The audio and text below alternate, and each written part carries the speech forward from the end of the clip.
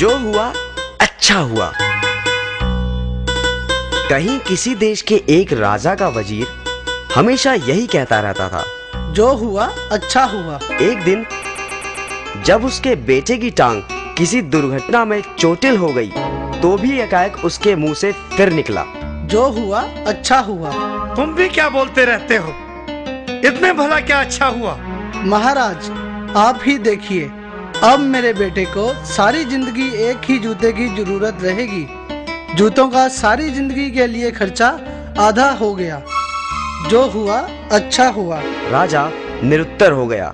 परंतु जब एक दिन राजा तलवारबाजी का अभ्यास कर रहा था तो अचानक उसकी एक उंगली कट गई। उंगली से खून टप टप बहने लगा। ओ माँ, ओ परमात्मा, हाय! उसका हाल बेहाल था।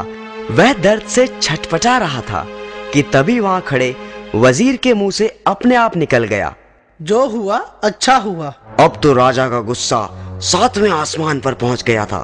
उसने हुक्म सुनाया, इस बेवकूफ वजीर को कारागार में डाल दिया जाए। और फिर वजीर को कारागार में बंद कर दिया गया। राजा का दरबार फिर उसी तरह लगने लगा।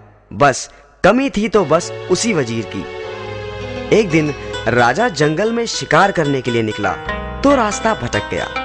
उसे जंगल में ही डाकू ने अगवा कर लिया। वे डाकू अपने देवता को खुश करने के लिए उसकी बलि देना चाहते थे। वो राजा को अपने पुजारी के पास ले गए। जब उसकी बलि देने के लिए तलवार उठाई गई तो अचानक किसी की नजर राजा की कटी हुई उंगली की तरफ आन पड़ी। वह बोला, सरदार, ये हम क्या कर रहे हैं? यह मानव संपूर्ण नहीं है। इसकी तो एक उंगली कटी हुई है। बलि देने के लिए तो पूर्ण व्यक्ति की जरूरत होती है। इसलिए राजा को छोड़ दिया गया। वह वजीर के पास पहुंचा और वजीर को छोड़ दिया। और फिर राजा ने उसे बताया कि उसके साथ क्या घटा था। राजा ने वजीर को उसे कारागार में डालने के लिए क्षमा मांगी।